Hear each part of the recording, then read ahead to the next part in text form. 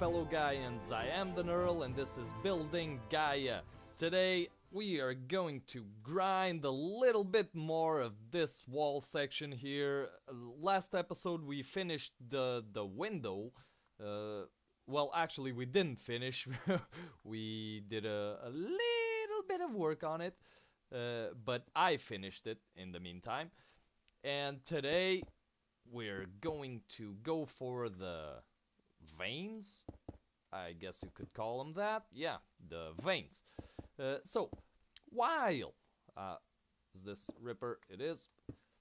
While I slave away here trying to build Gaia up, Gaia, the core. Yeah. Is that? No, that's nothing. We're gonna talk about a few things that have been bugging me. And one of those things is kids these days. Yeah. Kids these days is something that we all end up talking about sooner or later, and it is something it's it let's just say this. There is a little myth going around that has been around for quite some time now, where one would say that already in ancient Greece, great thinkers, philosophers, and mathematicians like Socrates, for instance.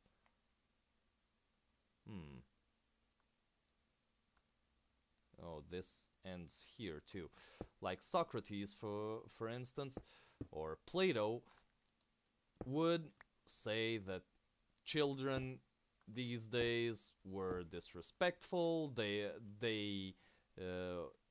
wouldn't accept authority. They were loudmouthed and enjoyed luxury and stuff like that. And I wanted to talk about the importance of that spirit. The fact that there's actually a name for the fear of teenagers. It's ephibophobia.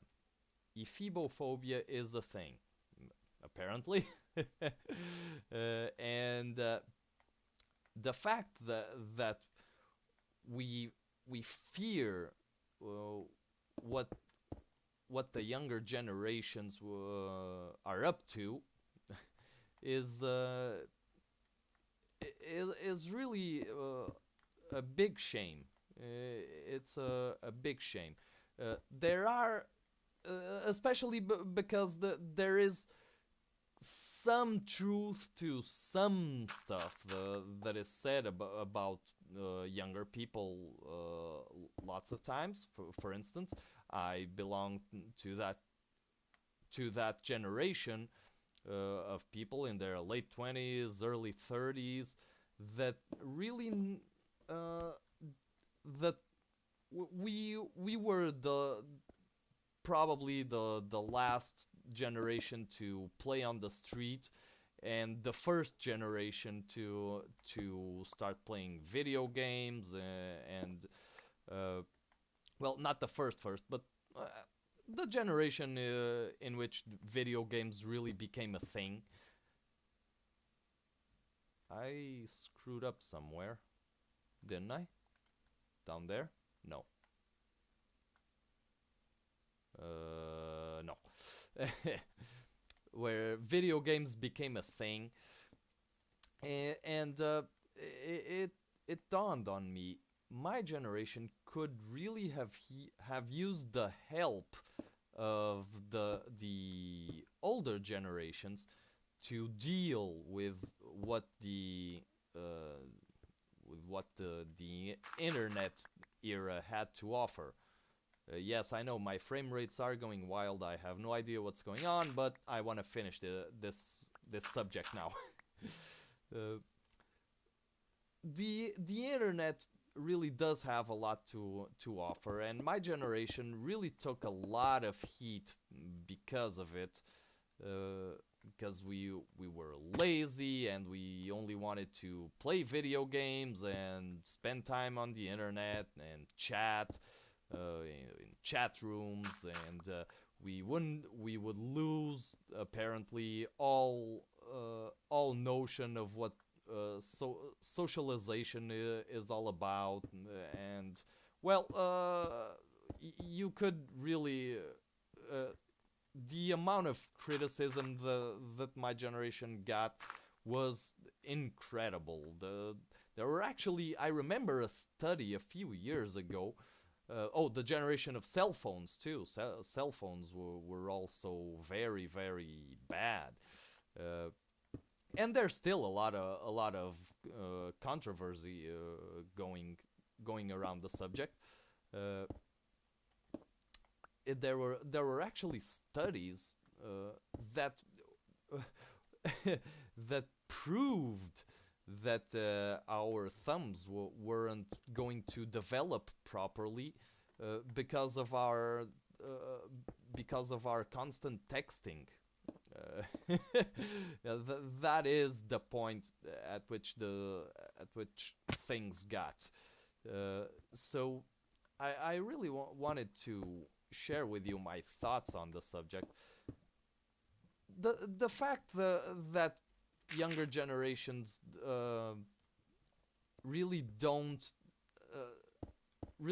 satisfy the cravings of the older generations is actually a good thing. Like this, what's the word?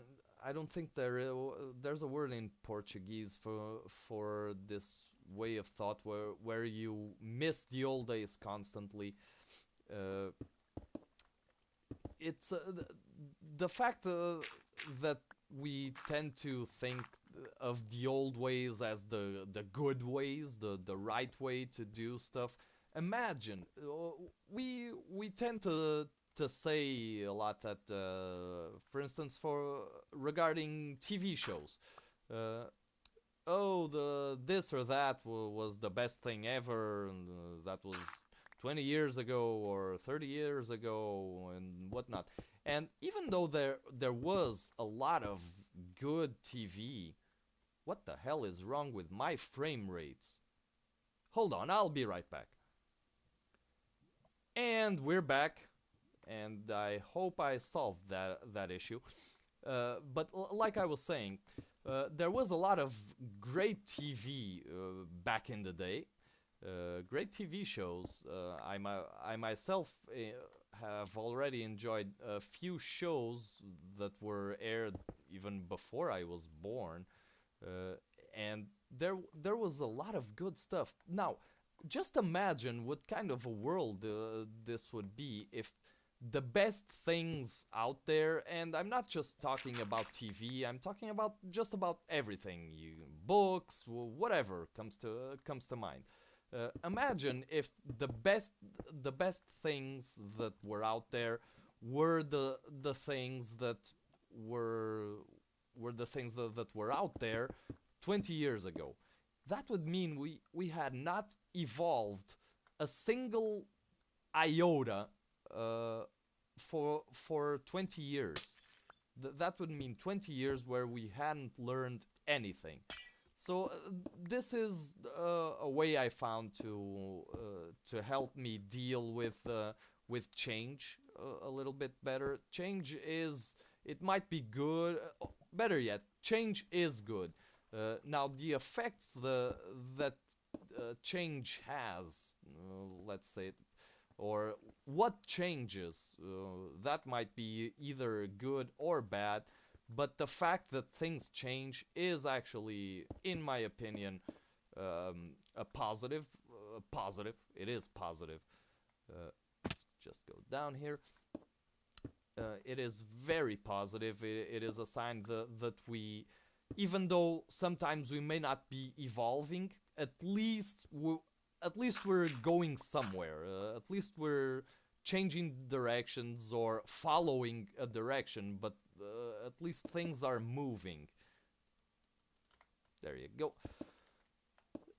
And this is true for the younger generations too.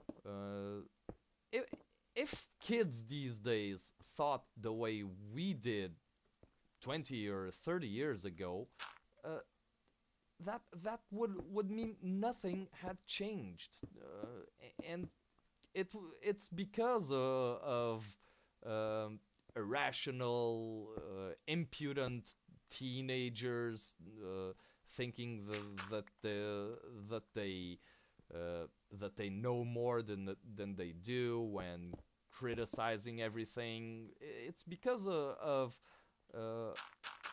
of that that we have stuff like so many stuff. I was just watching Cosmos today, and I mean the birth of astrophysics, for instance, that started with a little boy who wouldn't conform to the life that he was told was his to live, working in a glass producing factory. Uh, Imagine if that little boy didn't ignore the orders of his foster father and insisted on reading more books and trying to understand everything. It wouldn't. Well, I'm not even going to go into Isaac Newton and other important people, more known people, let's call it. This little boy I'm talking about was Fraunhofer. If you haven't watched that this episode of Cosmos, I strongly suggest you do. It is very very educational, as you might expect. Uh, but it's really, imagine he it's because of him that we of his discoveries that we can that we have a chance of knowing what's the composition of other planets' atmosphere, because of Fraunhofer lines. That's what they're called in the spectrum. When you look at that atmosphere with a spectral analysis, so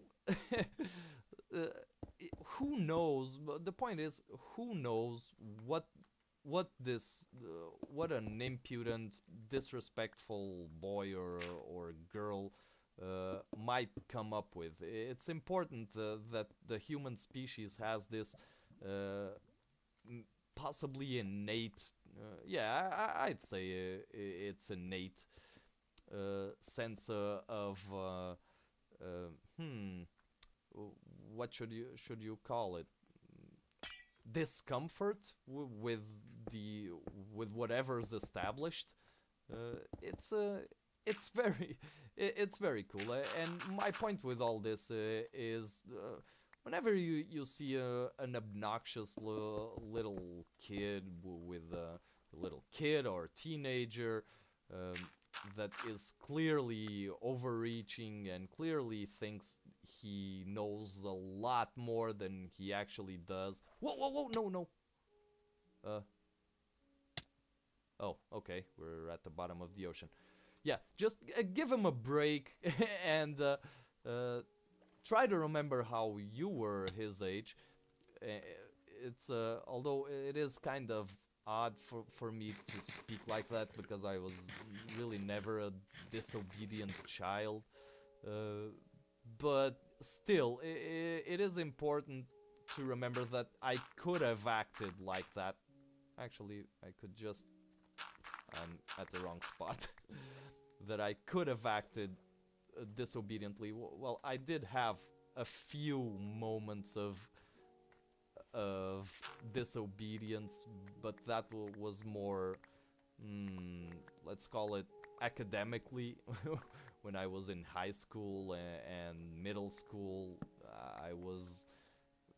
I was very I was a strong critic of the lack of criticism that that that had overwhelmed our school system. Ah, so yeah, I just wanted to get this off my chest and really put some emphasis on this matter. Now, it's not to say that there aren't just plain old stupid kids out there, but let's face it, there are also very stupid adults. So every generation has its retards. It is. Oh, yeah. Uh, that's unfortunately the case. So how we deal with that will really might define how we how we end up doing in the future, and that's really important to keep in mind. All right, so I think I'm gonna do a little more work here, and if I think of something else to talk about and discuss, just to have you guys along with me for this very grindy ride, I will be back. And oh lordy lord, I apparently was right when I thought I had done something stupid down here, and now I've corrected myself, but I have just realized that we are out of time. I can't even. Oh, it's so. I can't even believe I talked for 15 minutes about that. So here's how this thing is looking like. there's a zombie trap there. Oh, you just hang on there. Hang in there. Hang in there. I can speak words. Good. Uh, okay, so this is how far we've gotten. Wow, this takes up a lot of stone. But I believe that this week we can get this thing, all of this thing figured out. So I think that I will leave you guys for now. And until next time, I have been the Nerl, and I hope you have an awesome day.